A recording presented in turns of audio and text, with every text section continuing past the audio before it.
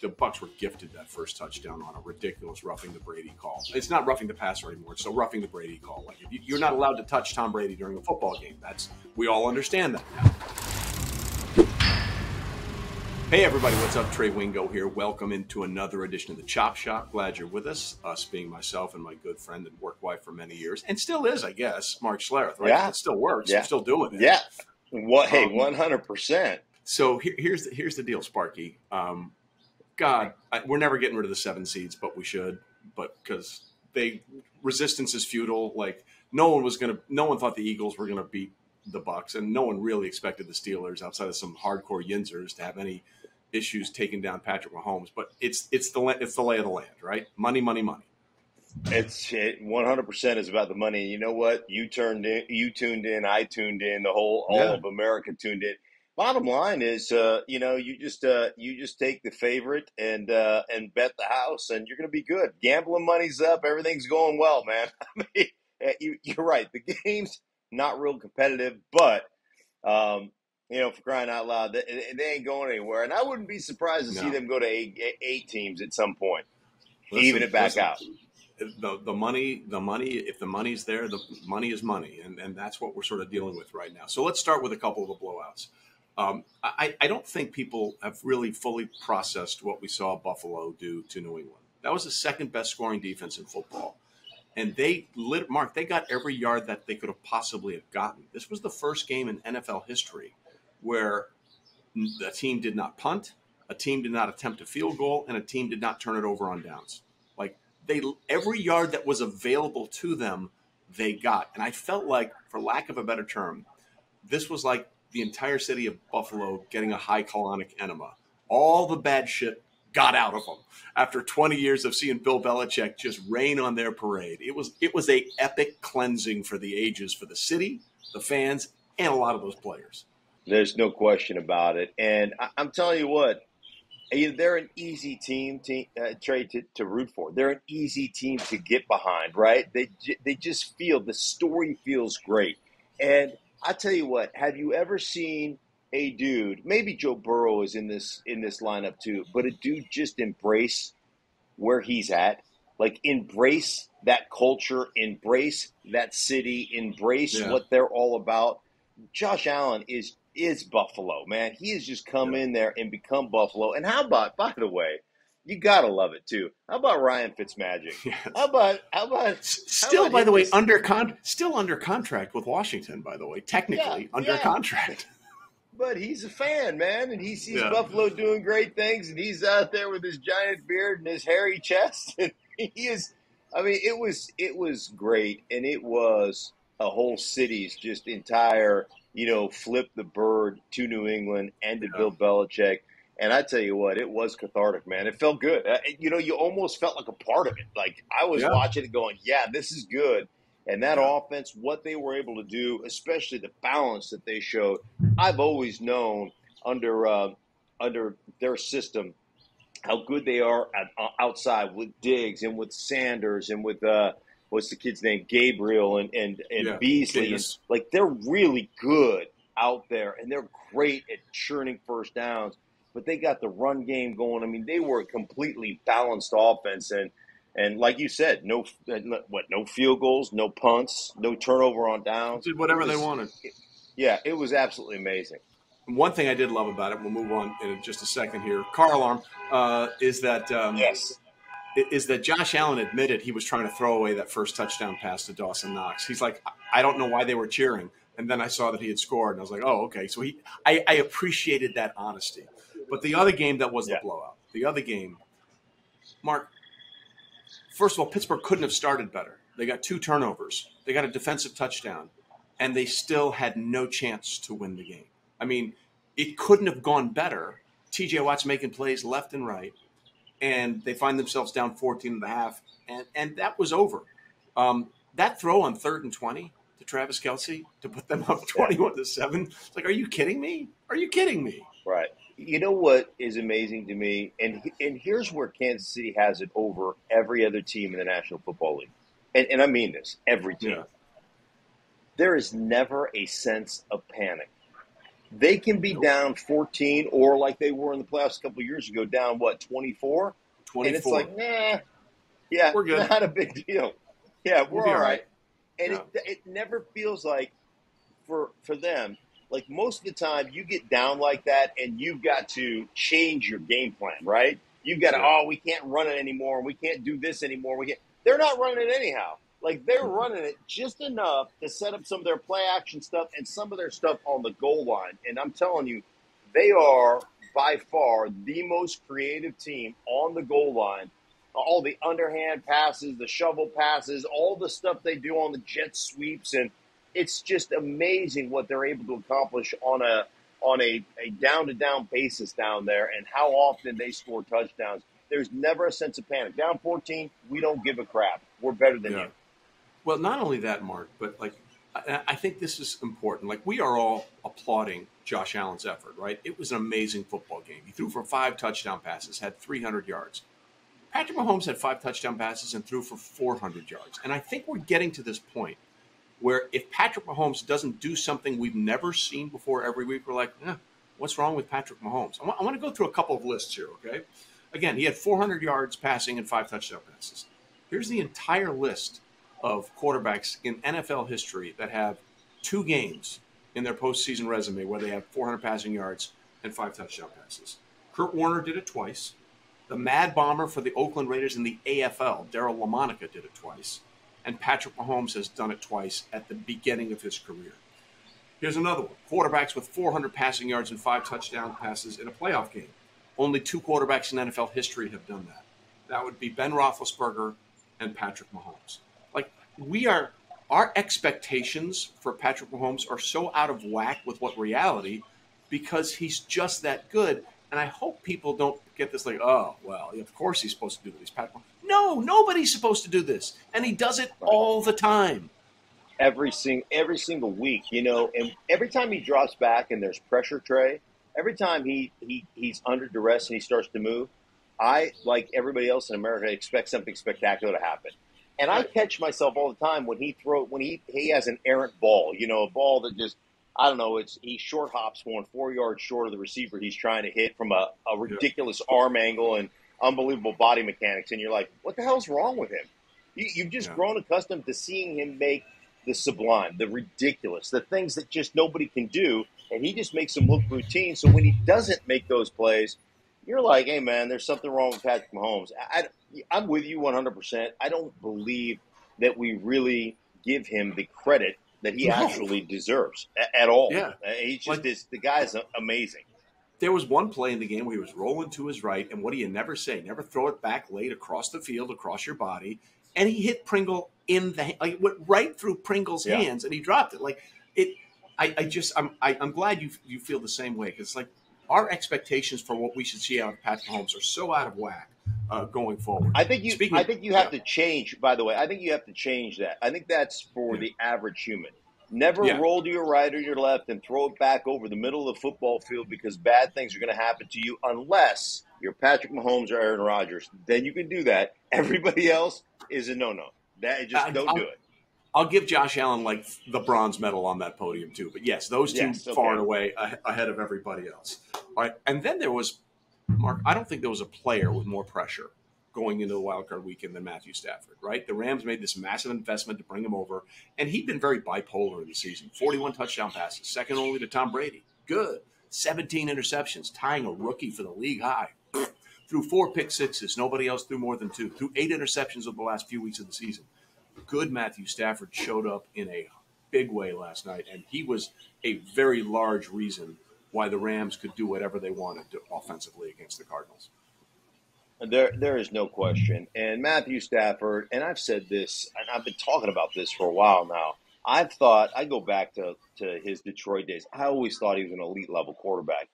But the problem with being an elite level quarterback when the rest of your team is not elite, where you have maybe one player like a Megatron or whoever that is an elite player, is that you have to oftentimes play from behind and you have to be the reason you guys win. And so there's always this immense pressure. So my thought process was there is not, like, if you don't put that pressure on yourself, you're not under pressure because you've got a coaching staff that will design plays. You've got players like Cooper Kupp, and you got like what Cam Akers did to me last night was insane. It was insane, Trey. I mean, here's a guy. I believe it was July 20th. He had his Achilles tendon operated on.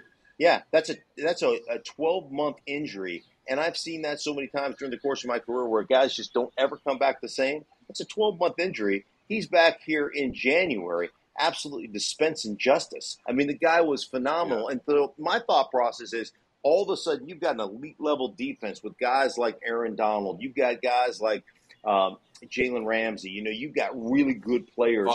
Von Miller, for crying out loud. Then offensively with Whitworth and with Akers back and Odell Beckham Jr. And, I mean, you're so loaded. You don't have to win. Hey, Matthew, you don't have to win the game. And I thought he was exceptional. I thought the Rams were exceptional. They dominated the line of scrimmage, man. That was a dominant performance in a wild card game. I'm glad you mentioned Odell because I think it's pretty clear that whatever the issues were in Cleveland, they should have tried harder to make it work, right? Like, he's had as many touchdown catches in his short time with the Rams that he had in a season and a half with the Cleveland Browns. And yes, you can say his attitude wasn't always the best in Cleveland. Fine, sure, I understand that. But at the end of the day, it's up to the organization with someone that supremely talented to try and find a way to make it work. And it certainly didn't feel like that was what either the quarterback or the organization really had a lot of interest in. Yeah, and I think put in the right situation, obviously, my college teammate Eric Yarber coaches him, and he's in a room of guys that understand the value of blocking. I mean, Cooper Kupp literally plays wide receiver / tight end. And he is in combination blocks with left tackles and right tackles, you know, in the zone running game, working up to the second level like a tight end. So they can run those packages with Cooper Kupp. You walk into that room and all of a sudden you're an odd man out. If you're not doing that, Van Jefferson, if you're not actually grinding and blocking people, you're going to look like a fool. So he got into a situation where all of a sudden it wasn't just about, you know, making one-handed catches in the end zone. It was about doing everything as a football player. And it really, I know it really, I've talked to Yarbs about it. It really affected him being in that room. And, you know, I think players just want an opportunity to win. I think they want an opportunity to be coached and coached hard. I think they want an opportunity to get better. I think he saw that with the Rams and with Sean McVay and with that system and with the coaching staffs and the players they have. And he just was like, I'm all in. And good for Odell Beckham Jr. for recognizing it, seeing it. He's kind of the anti-Antonio Brown, where he doesn't get it, he doesn't see it, and now his team is winning playoff games, and he's looking for work again. Well, we're set up with this great showdown that happened earlier in the season in L.A., and now it's going to be in Tampa, Rams and Bucs. Look, no one expected the Eagles to put up much of a fight against Tampa Bay, but the Bucs were gifted that first touchdown on a ridiculous roughing the Brady call. It's not roughing the passer anymore; it's still roughing the Brady call. You're not allowed to touch Tom Brady during a football game. We all understand that now. But listen, that game was a very simple. Bucs have been here before; the Eagles haven't, and it was pretty clear to see. So, what do you expect now in the rematch between these two in the divisional round? Which, by the way, is the best weekend of football. 2 great games on Saturday, 2 great games on Sunday. Yeah, you know, it's interesting to me because, like, my thought process is always this with the Bucs. Like, when they're healthy on the defensive side, when Vita Vea is healthy, when JPP is right, when the linebacking core with Levante David and Devin White's right, they do such a good job. Todd Bowles is such an aggressive coordinator. So what he loves to do is he loves to bring pressure, both in running downs and pass downs, first and second down, and then he can sit back on third down and decide how he wants to approach third downs. And so he steals a couple of offensive possessions a game for Brady, for that offense. I just think the way they operate as a defense, when they're healthy with the speed that they have, they're just absolutely amazing. So to me, they'll put the Rams under a lot of duress on the offensive side of the ball. They'll shut down that run game, and they have an opportunity to give Tom Brady extra possessions. You know, I think it's going to be hard to go into Tampa and for the Rams to win. Listen, outside of that ridiculous shutout of the Saints when they lost everybody, the Bucs had a season best average margin of victory at home, 16-plus points. They're the first team in 7 years to win 5 games at home by 20 points or more. It'll be put to the test by if Matthew Stafford plays the way he did in that game. But we'll see what happens. Coming up next, we'll take a break, and we'll talk about a team that's not playing in the divisional round because they earned that right to not play, and that would be the Dallas Cowboys. Coming right back on the Chop Shop. Welcome to our newest weekly segment, Trey's Trends, presented for the people by Caesars Sportsbook. Look, Caesars Sportsbook is the greatest betting app of all time. Why? Because Caesars makes everyone feel like an emperor. When you place your bets, win or lose, you earn more with Caesars Rewards. Dining, getaways, stays, so many perks, people. You see, let me explain what that means. In our world, Caesar isn't the only emperor. You see, there's no apostrophe in that spelling. Why is that? Because everyone who downloads the app will be treated like an emperor. We are all Caesars. Caesars Sportsbook is the only sportsbook app with Caesars Rewards, which means win or lose, you earn reward credits every time you wager. Redeem them for things like sports tickets, dining, getaways, and so much more. Presented for the people by Caesars Sportsbook. Here's a peek in what you can get watching Trey's Trends each week on the Caesars Sportsbook social media and YouTube channels. Super Wildcard Weekend ended up being not so super. 4 of the 6 games were decided by 16 or more points, and there was at least a 14-point lead in every game. Favorites went 5-1 straight up and against the spread, with the Niners being the only dog to win outright at Dallas, but Dallas certainly helped. That's a far cry from previous wildcard rounds, where the 4 seasons before that, underdogs were 15-3 against the spread with 8 outright wins. None of those games were decided by more than 14 points. On to the divisional round now, where all the home teams are favored, but none by more than 5.5 points. Over the last 3 seasons, favorites are 10-2 straight up and 8-4 against the spread in the divisional round. The 2 dogs to win outright over that time frame, the 2019 Titans, who defeated the Ravens and then lost to the Chiefs in the AFC title game, and the 2020 Bucs, who beat the Saints and then went on to win it all. The Bucs continue their Super Bowl title defense when they play at home Sunday against the Rams, who are getting 3 points. Find more of Trey's Trends at Caesar Sports on Facebook, Twitter, Instagram, and on YouTube, with new episodes dropping every Friday. 21 or older, 18 or older in D.C. must be physically present in Arizona, Colorado, Illinois, Indiana, Iowa, Louisiana, Maryland, Michigan, Nevada, New Jersey, New York, Pennsylvania, Tennessee, Virginia, West Virginia, or Washington, D.C. Sports betting is void in Georgia, Hawaii, Ohio, and Utah, and other states where prohibited. Know when to stop before you start. Gambling problem in Illinois, Maryland, New Jersey, Pennsylvania, West Virginia. If you or someone you know has a gambling problem, crisis counseling and referral services can be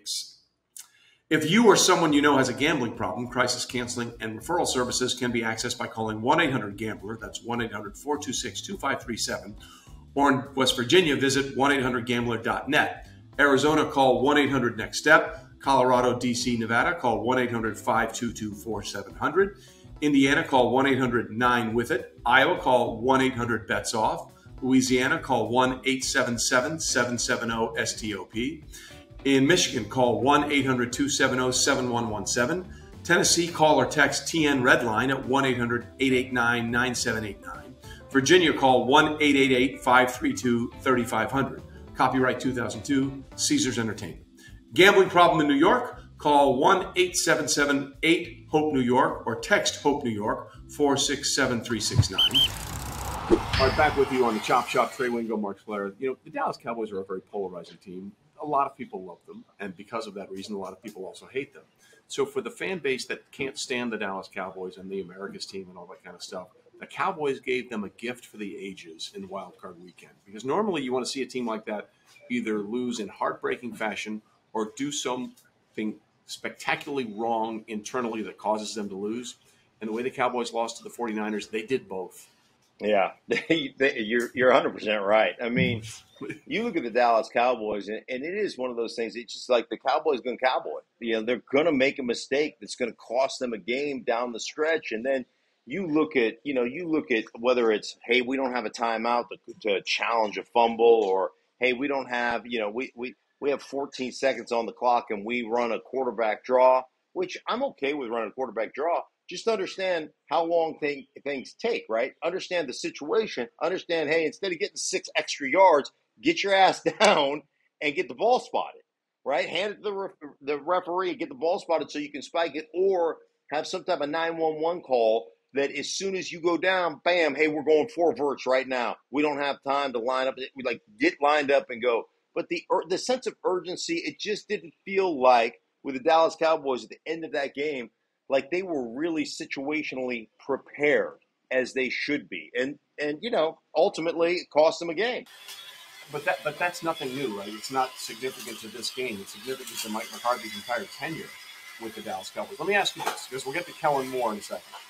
As a player, do you think the players can look in that locker room and believe that Mike McCarthy is going to be the guy that can get them to where they need to be in the next level?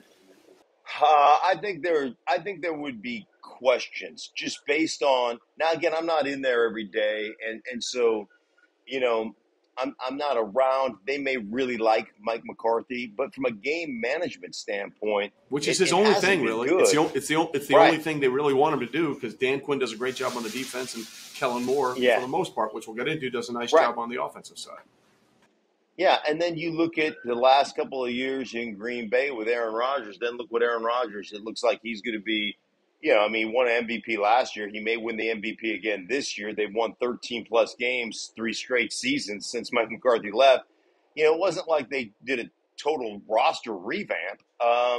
It just is a different perspective, a different look. And talking to Aaron Rodgers about it, he was like, it was always with Mike McCarthy, what's the best matchup? What's the best matchup? First down, second down, third down. He goes, now it's, hey, what's my best matchup on third down? That's my down to win. Almost taking pressure off the quarterback, right? Like taking something off his plate. Like, how can we give our quarterback kind of situations on first and second down where scheme takes care of it and we take some pressure off of him? We unload his plate, if you will, and let him just have that pressure moment, those pressure moments in second down and long situations and third down and long, to take some of that mental capacity off our quarterback. And I just don't feel like Mike McCarthy is doing that. I don't think he's done that his last few years in Green Bay, and he certainly doesn't seem to be doing it in Dallas. So let's get to Kellen Moore now, because he was a hot coaching candidate. The Cowboys were a little bumpy down the stretch. I believe Dak was never as healthy as they let on. But the other thing is, Darrell Bevell never really has had an opportunity to be a head coach after the fiasco in Super Bowl 49 as the Seahawks offensive coordinator. He threw it inside to his fourth best receiver instead of giving it to Marshawn Lynch, who probably would have pounded his way to a second straight Super Bowl win for the Seahawks. Do you think that call and that quarterback draw situation will haunt Kellen Moore in the interview process? Yeah, I don't think there's any question. Now, he's going to get interviews and he's going to get a chance to go through that process. But I think he's one of the hottest commodities coming into the season and probably halfway through the season. And I think it's gradually diminished since then. And I think these last couple of weeks, especially this wild card game, is going to cost him an opportunity to be a head coach this year. I just don't think he's ready. And I think that was apparent in the way he's called games here down the stretch. Yeah, and we'll see how that process plays out. So we got San Francisco, Green Bay. It was a great game earlier in the season. San Francisco really won that game. I think it was week 3, and then Aaron Rodgers did Aaron Rodgers things. That was at Levi Stadium. This one's going to be in Green Bay. I think there's a lot of pressure on Green Bay, Mark, for a couple of reasons. They should win, and this might be Aaron Rodgers' last go-round as a Green Bay Packer. And they've had issues in the past where they've been the number 1 seed and have not been able to push it across the goal line. So I think there's a lot of pressure on the Packers in this matchup. I don't think there's any question. The other thing is being a number 1 seed, as nice as it is to feel fresh, as nice as it is to go through all that stuff. I'm just speaking from an offensive football standpoint. When you're an offensive football player, it's hard to maintain the rhythm that you have when all of a sudden you take a week off at the end of the season. Like I said, it's great to be fresh. It's great to have that feel.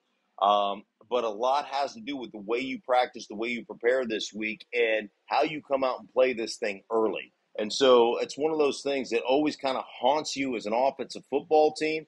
And, we'll see exactly how that pans out. But, San Francisco obviously has, there's some players that are beat up and stuff, but they are a tough matchup for anybody, the physicality with which they play with. And if you're an offensive football team, think about this. You're Green Bay, you come out, you're a little bit rusty because you haven't played in a week. You haven't, you're not as sharp. And all of a sudden, they possess the ball on the other side. They cram it down your throat. They have the running game that they have. And they have Deebo confusing people left and right. Right. You find yourself behind even by a score. man, it can feel like you're down by 7. And it can feel like you're down by a lot more. And you feel like, gosh, the game is slipping away, or my opportunities are slipping away. Hey, man, they possessed the ball so much here in the first quarter. We only got 1 possession. And now we're looking at maybe 2 possessions in the second quarter. And we're going into halftime, and we've had 3 possessions or 3.5 possessions. It's just I know how that feels, man. And that's the one thing that concerns me about the Green Bay Packers playing this Niners team. Yeah, and the other thing I think we need to keep an eye on this week, as the Bengals get set to go to Tennessee, Derrick Henry watch is on full effect, right? Like, I think that a lot of people look at the Titans as potentially a paper number 1 seed if Derrick Henry doesn't play. But if Derrick Henry does play, that kind of changes the equation entirely. It does, and I've told you this before on this podcast, man. I've had a coach that says, hey, man, I had a coach from an opposing team tell me, Tennessee thinks they're bullies. They think they dominate people. They think this, that. He goes, they're not bullies. Tennessee Titans aren't bullies. He goes, their running back's a bully. Like, when that dude is in there, that team is legit. He's a freaking man. He will absolutely bully the opponent. And everybody feeds off of that. But he's like, if he's not in there, they're not as tough and as physical as they try to act like they are. They're just not. He goes, but when Derrick Henry is in that backfield, you damn well better believe they're bullies. So it makes a huge difference. And it makes the complementary nature. When you have that dude in your backfield and you know you're wearing people's asses out, what it does for your defense, what it does for your special teams, it makes everybody feel like a bully. It makes everybody feel powerful. I say it's like doing it's like when I was playing, man, we went to Australia, and it was the All Blacks. Remember the All Blacks? They were doing the haka or whatever that thing is called, right? And New Zealand All Blacks, and they were out there doing the haka. And, like, I had a little piss drizzling down my leg when I was watching it on TV. Like, God, I'm glad we're just playing the Chargers and we're not playing those guys. Those son of bitches are tough, man. So, that's what it reminded. It reminds me of that when you have Derrick Henry in your backfield. All right, we'll see what happens. Listen, the divisional weekend is the best weekend in football because normally you get the best teams there. You get 2 really good games with 4 good teams on Saturday, and 2 really good games with 4 good teams on Sunday. It's the best weekend of football. We look forward to it. And, of course, after it's all said and done, we'll break it down right here on the Chop Shop. All right, brother, be well, be safe, all right? All right, man. Aloha, my friend.